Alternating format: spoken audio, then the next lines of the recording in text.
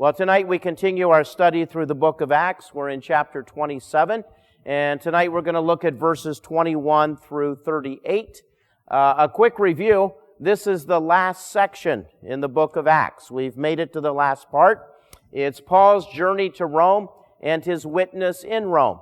And about a chapter and a quarter is going to talk about the journey to Rome, and then it will wrap up with Paul's stay in Rome.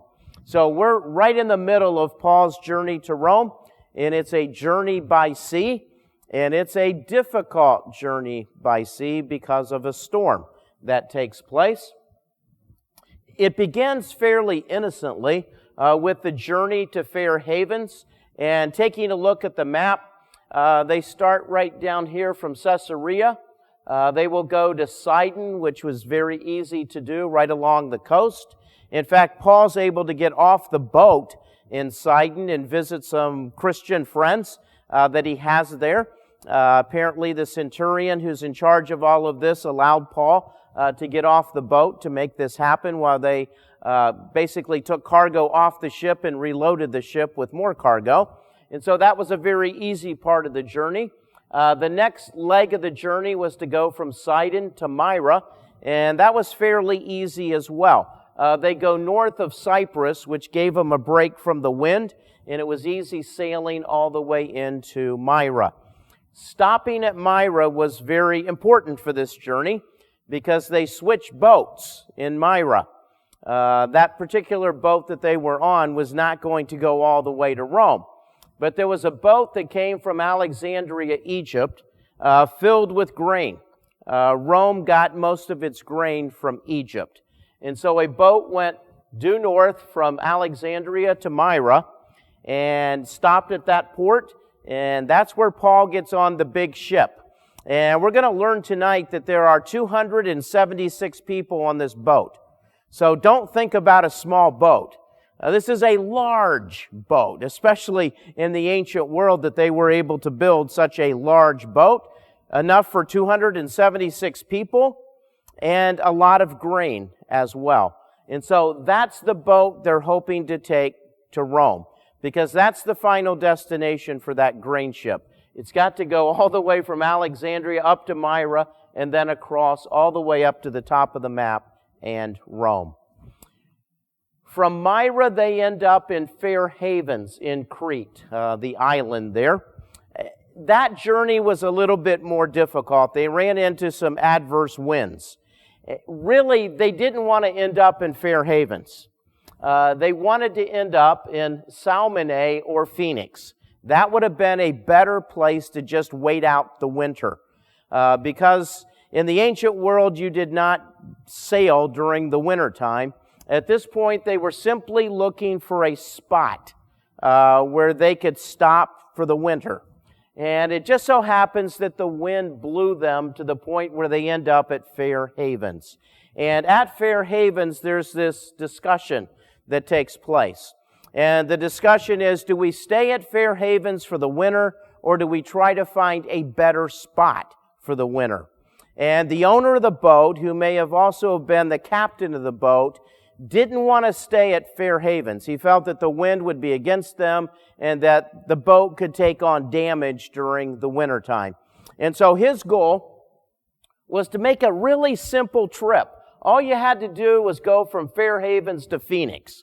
That's all they wanted to do to make that journey. However, it just doesn't quite turn out that way because of a nor'easter, a storm. So as they're making the journey from Fair Havens, they want to go north to Phoenix, but the wind is coming from the north, pushing the boat south and pushing the boat to the west. So they completely miss Phoenix. And for 14 days and nights, they're lost at sea. They really don't know where they are. They know they're out in the middle of the water somewhere. They know they've missed their destination at Phoenix, and now they're simply in the middle of the water. And that was a horrible place to be in an ancient boat. But for 14 days, Paul and friends are on the boat, not really knowing where they are. Now, whoever drew this map originally guessed at how they got from Fair Havens to Malta. We're going to find out next week that where they end up is Malta. How they got there is really anybody's guess. So as they drew this map, they kind of guessed at how they went. But at the same time, there's this other line that goes further south, and maybe they went that direction too. Truthfully, there's only one person who knows the direction of that route, and that is God. Because even the people on the boat had no idea where they were. In fact, when they land, they have no idea where they are. So what an incredible adventure for Paul and his friends. The nor'easter hits, and we talked about that last week. And we left off in this story last week at the worst possible moment. Because in verse 20 of chapter 27, everybody has come to the conclusion, we're going to die. We're not going to make it. The storm has left us at sea. Eventually, we're going to run into something horrible, like a sandbar or some rocks. And when we do, the boat's going to fall apart. We're going to be left out at sea. The waves and the storm will sweep us up, and that's going to be the end of our story. And we talked about the fact that God often gets involved in our story when we give up, when we lose all hope. And that's where we end up tonight. Because now things are going to change in verses 21 through 26 when Paul gives some words of assurance. In verse 20, there is no hope. In verse 21, there's hope. And the difference is God gets involved. So let me read Acts chapter 27, verses 21 through 26, and then we'll talk about that section. So beginning in verse 21, it says, "After the men had gone a long time without food, Paul stood up before them and said, 'Men, you should have taken my advice not to sail from Crete. Then you would have been spared, or you would have spared yourself this damage and loss. But now I urge you to keep up your courage, because not one of you will be lost. Only the ship will be destroyed. Last night, an angel of the God, whose I am and whom I serve, stood beside me and said, "Do not be afraid, Paul. You must stand trial before Caesar. And God has graciously given you the lives of all who sail with you. So keep up your courage, men, for I have faith in God that it will happen just as He told me. Nevertheless, we must run aground on some island." So verse 20 is no hope. Verse 21, all of a sudden, it changes, and there's hope. It says in verse 21 that they'd gone a long time without food. And we're talking a 14-day period, approximately. And if you can imagine being at sea in an ancient boat, in the middle of a storm, you know, when the boat's tipping this way, then it's tipping this way, and the waves are rocking the boat every which direction, it would be really difficult to eat. I mean, you know, chances are everybody was seasick.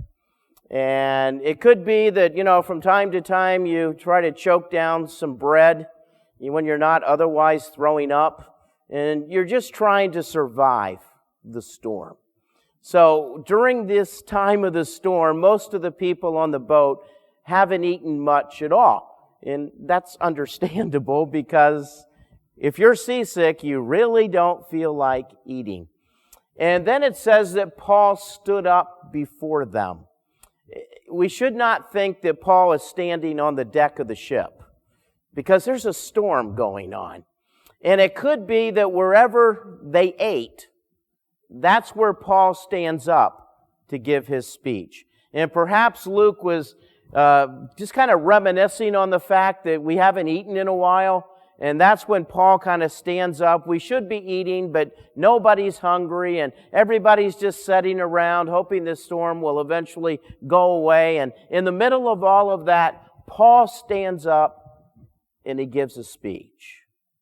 And Paul begins by saying, "Men, you should have taken my advice."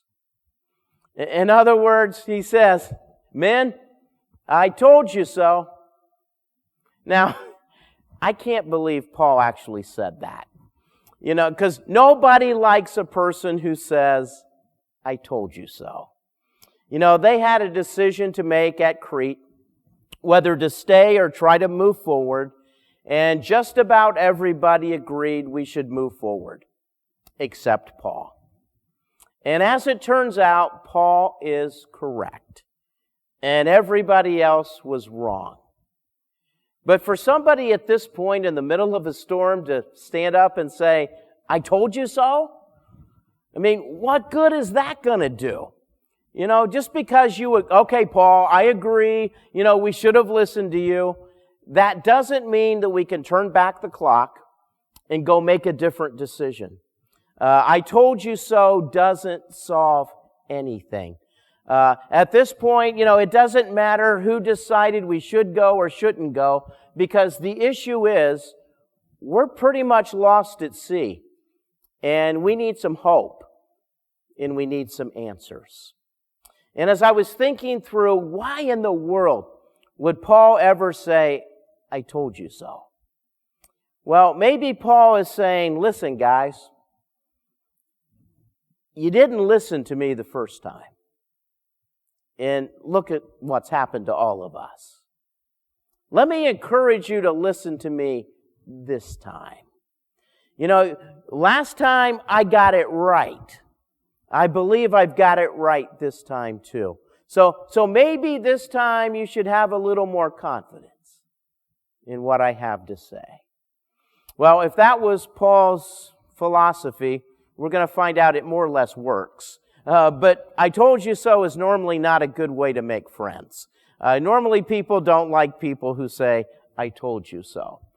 So you should have taken my advice, and if you did, all of this damage would not have taken place. But now, we're starting over. We're going to kind of forget what happened back in Fair Havens, because we can't turn back the clock. We're lost at sea. So now, listen to me and keep up your courage, because not one of you is going to be lost. Only the ship will be destroyed. When Paul spoke the first time at Fair Havens, he warned them that this is not the time of year to go sailing. The waters are dangerous, storms could come up, and we could lose the ship, we could lose the cargo, and we could lose our lives too. That's what he said the first time. Now he clarifies what he says. Now he says, no one's going to die if you pay attention to what I say, but the ship will be destroyed. The first time Paul made his pronouncement, he may have simply been giving his own educated opinion. Paul was a very smart man. He had been in the water before. In fact, Paul had been shipwrecked 3 times before. Paul kind of knew the dangers of being out in the waters. And it was probably based upon his experience and his own personal expertise that Paul said, we could die if we go out there. But now it's different, because Paul now has a word from God about what's going to happen. Paul doesn't have to give an educated guess anymore. He has a prediction from God about what's going to take place. And he explains that in verse 23 when he says, "Last night an angel of the God whose I am and whom I serve stood beside me." Paul now has a word from God. He has a promise from God. He has an answer from God. And now Paul can be very certain about everything he says. He's not guessing. He can be very confident of what's going to take place. And now he's going to give a message, not of destruction, but of deliverance. It's no longer a message of despair. It's a message of hope. God has spoken, and there's hope for everybody. In fact, in verse 24, there are two promises that God makes him. But before the two promises, there's this customary, an angel appears to Paul, and what's the first thing an angel always says? Do not be afraid. And I actually studied that Greek phrase way back when I was in seminary. We should actually translate that, stop being afraid. Because, let's face it, if an angel shows up, your first response, you're going to be afraid. You know, it's like the angel says, don't be afraid, and you say, okay, too late. You know, I'm already afraid. Who are you, and where did you come from, and what do you have to say to me? So when the angel appears, do not be afraid or stop being afraid. And not only that, everybody on the boat is afraid. They're afraid they're going to die. They're afraid that this is how their story is going to end. It's going to end in a shipwreck, and they're going to die. So they have good reason to be afraid. But there's two promises. Promise number one, you must stand trial before Caesar. 2 years prior to that, when Paul's in Jerusalem, and when Paul's in Jerusalem, it looks like he's going to lose his life. You know, there's no way he's getting out of Jerusalem alive. And God appears to him and says, you know, Paul, stop being afraid. Just as you have testified about me in Jerusalem, you're going to testify about me in Rome also. And that's Acts chapter 23 in verse 11. And it all goes back to chapter 19, verse 21, where God placed it on Paul's heart that he wanted to go to the city of Rome. That was his dream, to go to the capital of the Roman Empire and proclaim the message of Jesus. That's what Paul wanted to do. And once again, God gives him assurance that God's promise is still good. God's not going to go back on His promise. The angel said, God promised you that you were going to Rome, and God's going to keep His promise. You're going to make it to the city of Rome. And sometimes in our lives, we need a little reassurance. When things are not going our way, we need to open the Bible and read some promises from God and kind of anchor our faith on those promises. There are moments in life when we begin to doubt, we begin to waver, and in those moments we need to anchor our faith in the promises of God. And that's exactly what this angel does for Paul. Just in case, Paul, you're losing faith, just in case you think you're going to die at sea, let me reassure you, God promised that you would end up in Rome. God keeps His promises. You're going to survive this adventure at sea. There's a second promise, and it comes from the first. God has graciously given you the lives of all who sail with you. So not only will you make it to Rome alive, but everyone on the boat will make it to Rome alive as well. God is going to graciously give you the lives of everybody who's on that boat with you. Now, it's interesting how Luke is telling this story. This is a story about a rescue at sea. It's about physical salvation. It's about a physical rescue. But Luke is telling this story and often using language that talks about a spiritual salvation. So as he tells this story about a physical rescue, as a Christian, we're reading this and we're thinking not just physical rescue, but spiritual rescue, salvation. Because how are we saved? By grace. And how are all these people on the boat going to be saved, rescued? By grace.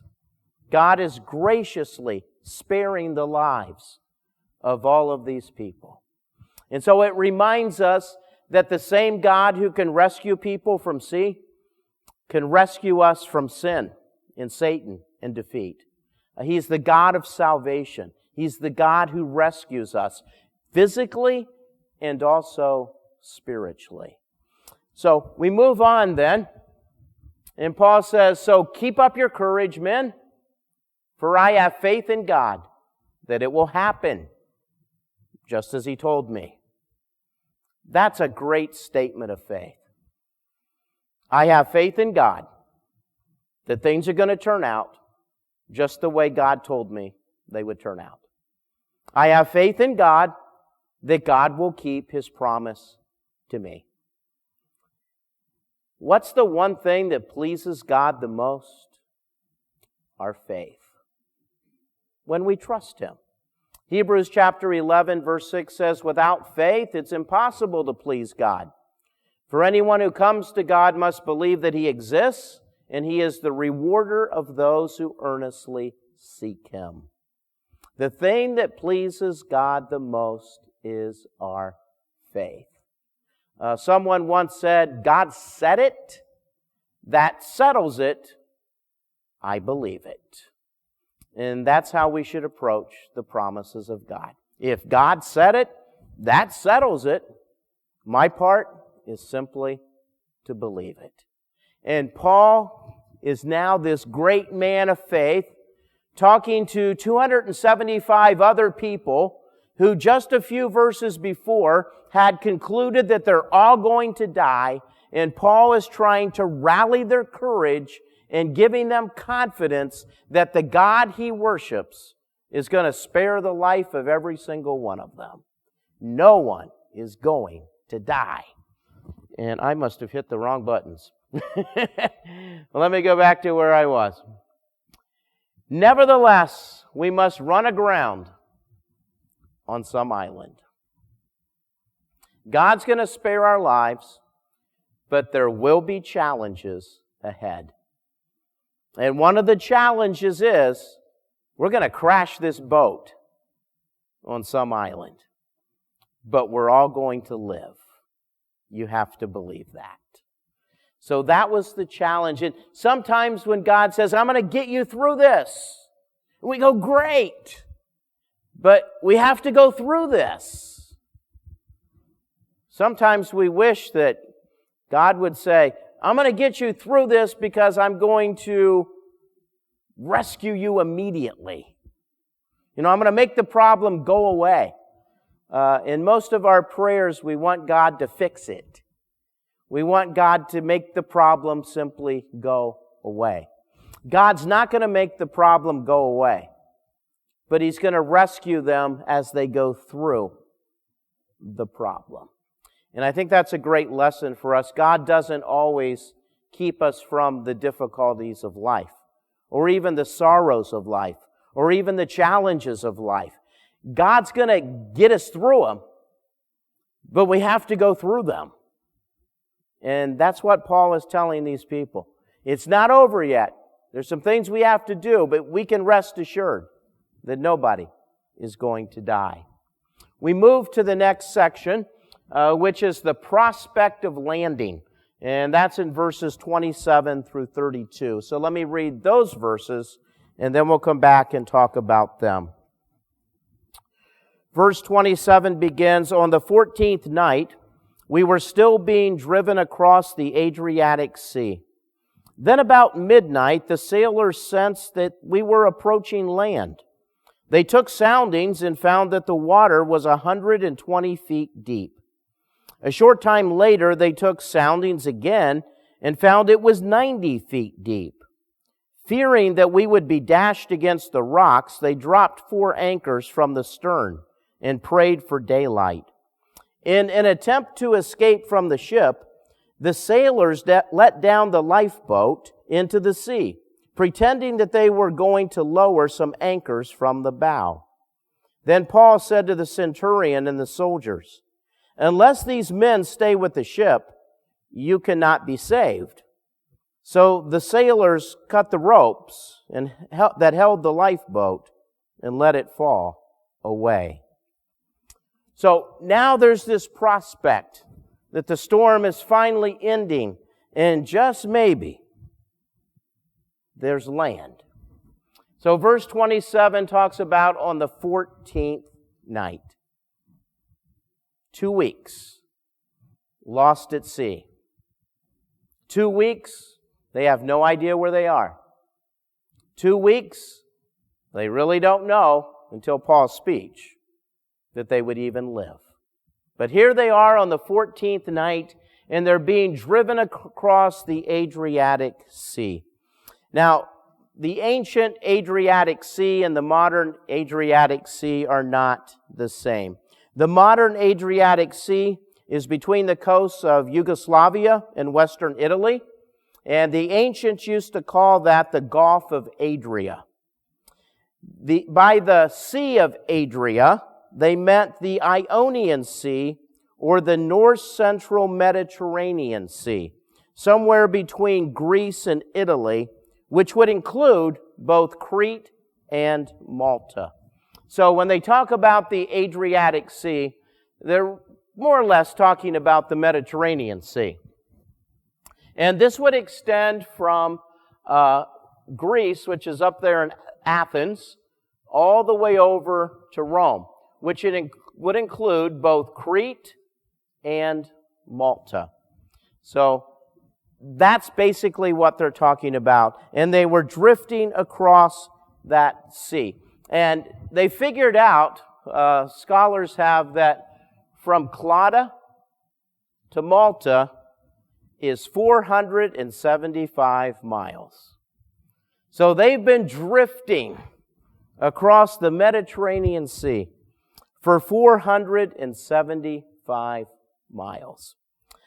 James Smith, who was the individual who lived back in the 1800s, who wrote the book on Paul's voyage and shipwreck, who tried to calculate this whole thing based upon his knowledge of sailing, came to the conclusion that within a 24-hour period, the boat would drift about 36 miles. And that means that they would arrive in Malta about 13 days, 1 hour, and 21 minutes. He actually calculated it to the very minute. And here they are on the 14th night. So his calculations are really close in terms of how far they drifted in order to get to Malta. At the end of verse 27, the sailors sensed that they were approaching land. And there was a high rocky point on the northeast extremity of Malta, which was called today Point Cora or St. Paul's Bay. Now, obviously, back in the first century, it was not called St. Paul's Bay. And it's called St. Paul's Bay today because that's where the boat is going to wreck. And so they named it after St. Paul. They called it Point Cora, and it was a very rocky area, and you could hear the waves breaking up on those rocks. So apparently it's pretty quiet in the middle of the night. Maybe the wind has calmed down a bit, and the sailors can hear those waves hitting the rocks. And because they have a lot of experience at sea, they pretty much know what they're dealing with. And so we're getting close to land because we can hear those waves, and it seems to be that they're hitting rocks. So they do what any smart sailor would do. They take some soundings. In other words, they try to determine the depth of the water.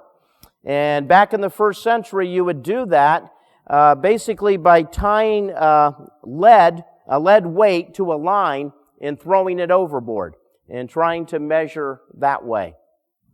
And their first measurement, it's 120 feet deep. And then it says a short time later they measured again, and now it's only 90 feet deep. And by a short time, scholars are thinking a half hour, maybe an hour later. So they are quickly approaching land. The problem is, it's at night. And in the ancient world, if you're out on a boat in the middle of the ocean somewhere, and it's night, you can't see anything. So they have no idea where they're going. They have no idea what's ahead. They don't have any lights that they can see anything. So this could be a very scary moment for them.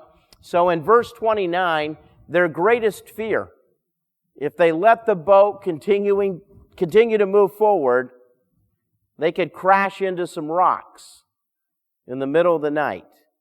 And the boat would break up, and they would be left at sea to drown, to eventually die.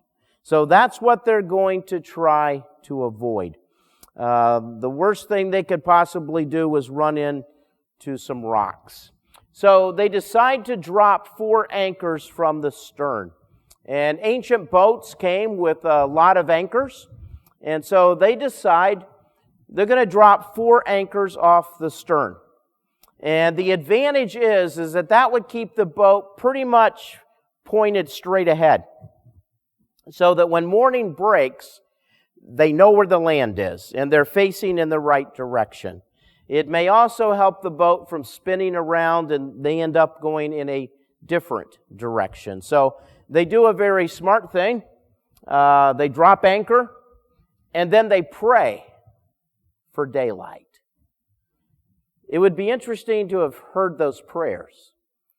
Paul and some others on the boat were Christians, and obviously they were praying to the God of heaven that He would spare their life. In fact, they have a promise from God that He would. Then you've got a bunch of Greeks and Romans on the boat who worship gods and goddesses. And I'm sure they prayed to everyone they could think of that particular night, praying that the gods and goddesses would have mercy on them and spare their life and spare the boat. And eventually their prayer does get answered by the God of St. Paul, not by the gods and the goddesses. So they say this prayer, and then in verse 30, there's another issue that comes up. Just when you think you've got it all figured out and things are beginning to look better, something else takes place. And in verse 30, apparently, the crew, the sailors, have come up with a plan that they also want to drop some anchors from the bow of the boat, which is the front of the boat. And that way it would better secure the boat, keep it from turning. That way when daybreak comes, it should be a straight shot to land. So all of that made sense to do that. And when you drop anchor from the bow of the boat, it makes sense to go out as far as you can, which means you have to take the lifeboat out with the anchors, to drop the anchors, to hold the boat secure. However, apparently there's a rumor going around that these sailors, once they get in the lifeboat and drop the anchors, they're just going to steal the lifeboat and head to shore. They're going to try to rescue themselves and leave the boat to everybody else. Well, apparently they didn't believe in their own prayers, and apparently they paid no attention to Paul's words about a rescue either. Scholars have debated about how brilliant this idea might have been. They know they're in 90 feet of water. Maybe the storm's still going on. If they get in a lifeboat and try to head to shore, well, if the wind is blowing them in that direction, maybe they have a chance. But if they hit a big wave and they get separated from the lifeboat, they'll never make it. So many scholars think that these guys were so desperate that they were willing to try anything to try to rescue their lives. And we know from experience that desperate people do desperate things. We could probably think in our own lives when we were desperate or things weren't going our way, we made some decisions we wish we could go back and undo in our life. And these guys, these sailors, may have been about to make a decision that they wish they could have undo. But they're not going to have to, because in verse 30, somehow Paul figures out what's going on. And he goes to the centurion and says, unless these men stay with the ship, you cannot be saved. So in other words, if we lose the sailors, if we lose the experts, we're not going to make it. We need their expertise in order to survive. And Paul and the centurion seem to be developing a close friendship. We find out early on that the centurion lets Paul go ashore in Sidon and visit with the Christians while the boat is cargo's being unloaded and reloaded. And here Paul goes directly to him and he listens to Paul. So there seems to be a friendship that has developed. And Paul says you can't let them steal the lifeboat and escape. Because if they're not on this boat, I love the way he says it, you cannot be saved. In other words, you're going to lose your life if you let those guys escape. Paul makes it very personal and very motivational for him to do something. And again, Luke uses this terminology, you cannot be saved. And again, he's talking about a physical rescue from sea. But as we read this, we understand that terminology to be the same terminology we use to talk about spiritual salvation. So again, Luke tells the story in that way. So in verse 32, the soldiers cut the ropes that held the lifeboat and let it fall away. And you have to wonder, how smart was that decision? I mean, they didn't really have to cut the ropes and let the lifeboat go. It would have probably been enough to have a Roman soldier or two guard the lifeboat and keep everybody away from it. Because the lifeboat could be a huge asset once they get close to shore. I mean, you could put people on the lifeboat and send them on into shore. And maybe the boat would not have to crash. The boat could be out in the water and people could get in the lifeboat and take turns going to shore. That was one possibility, but not anymore, because the soldiers cut the rope and the lifeboat is now gone. They no longer have a lifeboat. And maybe the centurion figured at this point, if I get rid of the lifeboat, nobody can escape on it. So let it go. And they do. And so they're getting close to land, but now they have no lifeboat. And let's move on to the final section for tonight. Paul's going to give them some additional encouragement in verses 33 through 38. So let me pick up the story there. Just before dawn, Paul urged them all to eat. For the last 14 days, he said, you have been in constant suspense and have gone without food. You haven't eaten anything. Now I urge you to take some food. You need it to survive. Not one of you will lose a single hair from his head. After he said this, he took some bread and gave thanks to God in front of them all. Then he broke it and began to eat. They were all encouraged and ate some food themselves. Altogether, there were 276 of us on board. When they had eaten as much as they wanted, they lightened the ship by throwing the grain into the sea. So as we wrap up this part of the story, Paul says to them, you need to eat. The boat is now anchored. Apparently the storm has calmed down. This would be the perfect time to take some food. And at the end, when he says, you haven't eaten anything for 14 days, chances are that's Luke using some hyperbole, meaning you haven't had a good meal in 14 days. And again, they may have choked down some bread here and there, in between being seasick. But they really haven't had a good meal in 2 weeks. So Paul says, during this rescue operation, you're going to need all the strength you can get. So it's time to eat some food. Get your strength back. Because you're going to need your strength in order to survive what's going to take place next.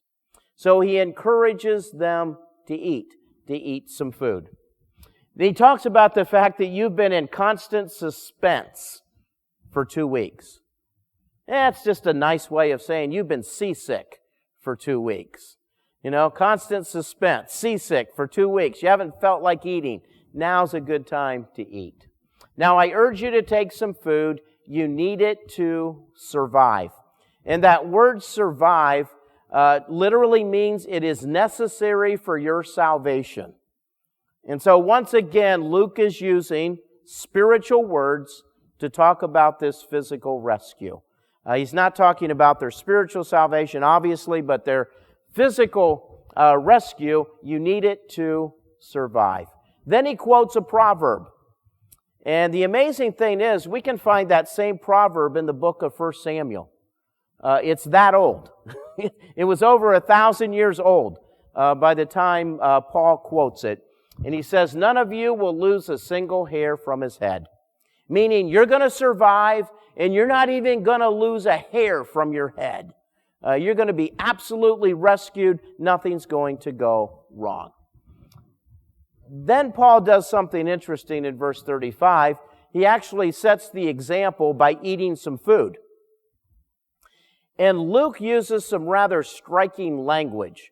Some language that we immediately recognize when he says Paul took some bread, gave thanks, broke it, and began to eat. Sounds like the Lord's Supper, doesn't it? That's what Jesus did when he instituted the Lord's Supper. He took some bread, he gave thanks, he broke it, and then he gave it to his disciples to eat. So some scholars think that Paul was celebrating the Lord's Supper at this point, but that's highly unlikely. It was common for Jewish people at mealtime to take their food, offer it up as thanks to God, then break it or distribute it and give it to people so they can eat. So that's really what Jesus was doing at the Lord's Supper. He would take the bread, he would offer it up to God in thanksgiving, then he would break it and people would begin to eat. And again, Paul is on a boat with most of the people not being Christians, at least at the beginning of this journey. They weren't Christians, so it's unlikely that he's celebrating the Lord's Supper. He's just being very Jewish at this point. That's what a Jewish man would do. He would take the food, offer it up in thanks to God, and then begin giving it to the people. They were all encouraged and ate some food themselves. At this point, everybody's listening to Paul. The centurion is listening to Paul. All the passengers are listening to Paul. So Paul got away with, I told you so. So apparently it worked for him because now everybody is listening to him. Luke tells us there's 276 people on board. And that's a lot of people on an ancient ship. Josephus tells a similar story of a shipwreck in this same area with 600 people on board. So even in the ancient world, they were able to put a lot of people on a boat.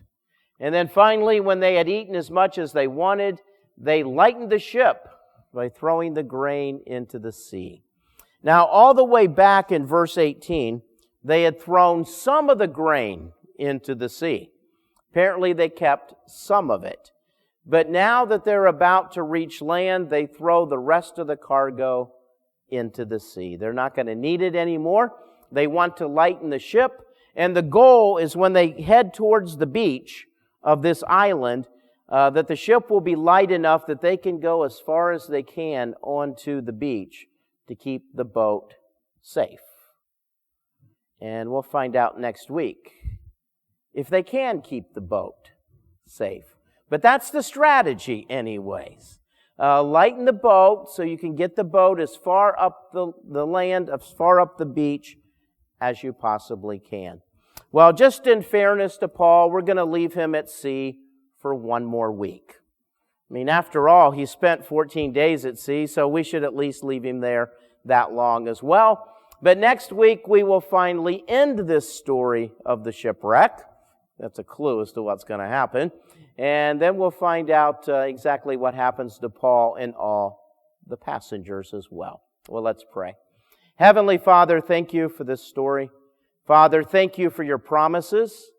Thank you for the faith to believe your promises. Thank you, Father, just for an opportunity to read a story about someone who took you at your word and believed it, and how faithful you were to that individual. And Father, we go through situations too.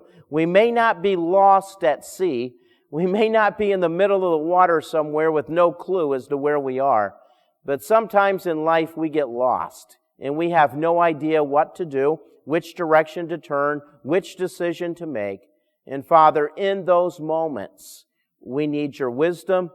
We need your guidance. We need you to help us make good decisions. We need to hang on to your promises, realizing that you are a God who always keeps his word. So, Father, strengthen us in our faith, and may we rest our anchor on your promises. I pray in Jesus' name. Amen.